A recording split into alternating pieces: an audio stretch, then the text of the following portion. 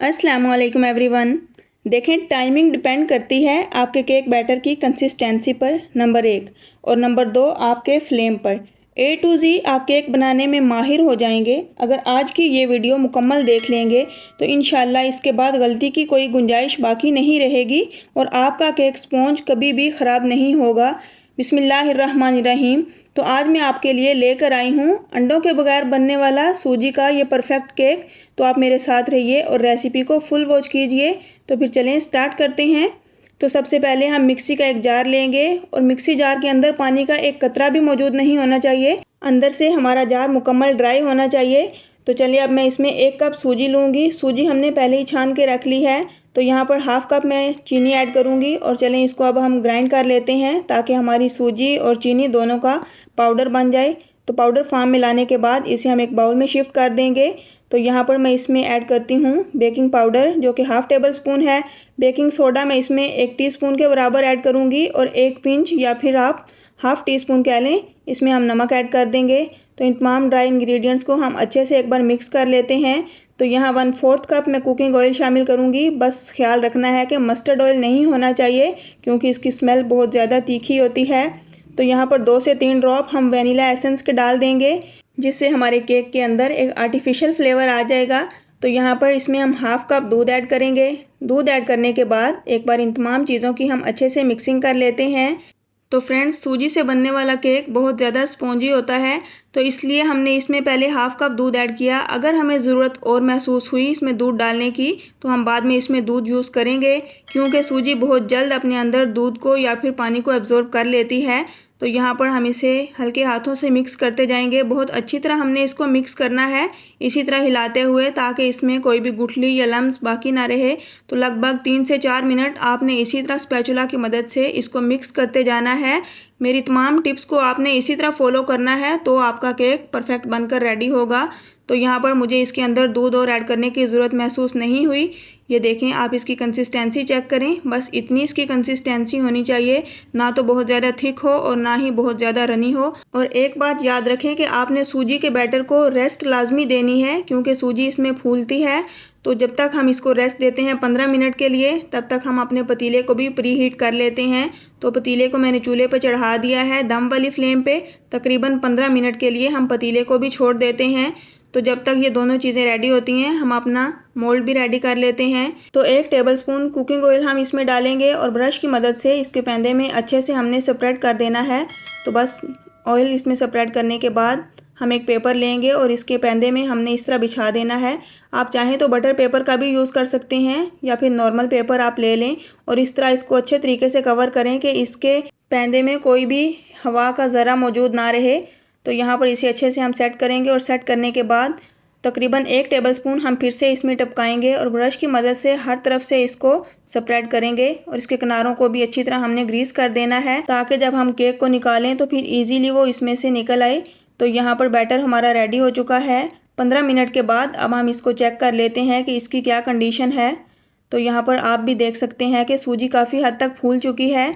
बस एक बार इसको फिर से हमने हल्के हाथों से मिक्स कर लेना है ताकि इसमें कोई भी गुठली या लम्स बाकी ना रहें और ये तमाम मवाद आपस में यकजान हो जाए।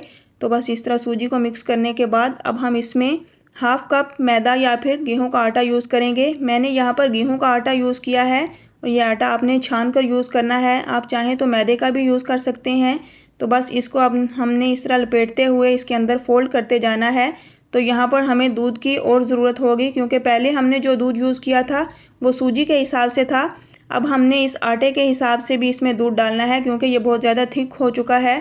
तो यहाँ पर जस्ट 3 to 4 टेबलस्पून मुझे दूध की ज़रूरत होगी। तो दूध आपके पास नॉर्मली टेम्परेचर वाला होना चाहिए, यानी कि रूम टेम्परेचर पे होना चाहिए। फ्रिज वाला ठंडा दूध बिल्कुल भी आप बेकिंग में यूज़ नहीं कर सकते। तो यहाँ पर मैं दूध को इसमें डालने के बाद अच्छे से हल्के हाथों से इस तरह लपेटती जाऊँगी और इसे मिक्स करती जाऊँगी जब तक कि इसकी कंसिस्टेंसी रनी सी ना हो जाए। तो बेकिंग में कंसिस्टेंसी ही काफ़ी हद तक मैटर करती है। बस इसको हम इसी तरह हिलाते जाएंगे और मिक्स करते जाएंगे। तो बस आप भी चेक कर सकते हैं कि हमारा ये बैटर रेडी हो चुका है। तो बस इसकी कंसिस्टेंसी का ख़ास ख्याल रखना है कि ये इतनी ही हो, इससे ना तो ज़्यादा थिक हो और ना ही बहुत रनी हो कि बह जाए। तो यहाँ पर अब हमने इसको बिल्कुल भी रेस्ट नहीं देनी, फ़ौरन से हमने इस बैटर को मोल्ड में शिफ्ट करना है। अच्छे तरीके से आपने बर्तन को साफ़ करना है कि रिस्क का कोई भी ज़रा ज़ाया ना हो। तो इन चीज़ों की आपने लाजमी एहतियात करनी होती है। तो बस इसे हमने इसमें शिफ्ट करने के बाद एक बार इसे हल्के हाथों से हम टैप टैप कर लेंगे ताकि इसमें से तमाम एयर निकल जाए। तो बस इस केक को हम पतीले में तैयार करेंगे, बगैर ओवन के बनाएंगे, इसलिए पतीले में सबसे पहले हम एक कटोरी रखेंगे। आपके पास स्टैंड हो तो आप स्टैंड भी इसमें रख सकते हैं। तो बस अब एहतियात के साथ हमने मोल्ड इसमें शिफ्ट करना है और ढक्कन से इसको कवर कर देंगे। कवर करने के बाद अब हम इसका मीडियम टू लो फ्लेम करेंगे और तकरीबन हमने 45 से 50 मिनट के लिए इसको छोड़ देना है, जब तक कि हमारा केक मुकम्मल रेडी हो जाए। तो जब तक केक रेडी होता है हम इसको मज़ेदार सी लुक देने के लिए इसका शीरा रेडी कर लेते हैं। तो यहाँ पर मैं हाफ़ कप के बराबर पानी ऐड करूँगी। पानी ऐड करने के बाद इसे हम हल्का सा गर्म होने देंगे और अब 1 टेबलस्पून हम इसमें जैम ऐड कर देंगे। मैंने स्ट्रॉबेरी जैम यूज़ किया है, आप चाहें तो कोई भी जैम या कोई भी फ्लेवर आप यूज़ कर सकते हैं। तो जैम को हम इसके अंदर मेल्ट करेंगे। आप मीठा ज़्यादा पसंद करते हो तो यहाँ पर 1 या 2 टेबलस्पून आप चीनी भी ऐड कर सकते हैं। तो इस शीरे को हमने केक के ऊपर स्प्रेड करना है, जिससे हमारा केक बहुत ही ज़्यादा मज़ेदार और बहुत ही डिलीशियस बनकर रेडी होगा और बिल्कुल आपको बाज़ार वाला टेस्ट मिलेगा, आर्टिफिशियल सा फ्लेवर होगा। तो बस हमारा शीरा भी रेडी हो चुका है। अब हम फ्लेम ऑफ करते हैं और इसे भी हम ठंडा होने के लिए छोड़ देंगे, जब तक कि हमारा केक भी रेडी हो जाएगा। तो यहाँ पर तकरीबन 45 मिनट गुजर चुके हैं। तो हम केक को चेक कर लेते हैं। तो ये देखें, आप इसकी लुक चेक करें। अल्हम्दुलिल्लाह हमारा केक बहुत अच्छे तरीके से बेक हो चुका है। तो आप इसके अंदर टूथपिक या फिर छुरी की मदद से चेक कर सकते हैं। इसके अंदर डालकर आप बाहर निकालें। अगर तो आपकी छुरी बिल्कुल ड्राई निकलती है तो आपका केक मुकम्मल रेडी हो चुका है। तो मैंने इसको पहले ही चेक कर लिया है। तो यहाँ पर हम इसे काउंटर पर ले आते हैं और आधा घंटा ठंडा होने के बाद छुरी की मदद से इसके किनारों को अलग कर लेते हैं। तो बस आपने भी ये काम एहतियात से करना है ताकि आपका केक मुकम्मल अच्छे तरीके से इसमें से निकल आए। बस एहतियात के साथ अब हमने इसको पलट लेना है, हल्का सा हमने ऊपर से इसको टैप करना है। तो हमारा केक इजीली यहाँ बर्तन से अलग हो जाएगा।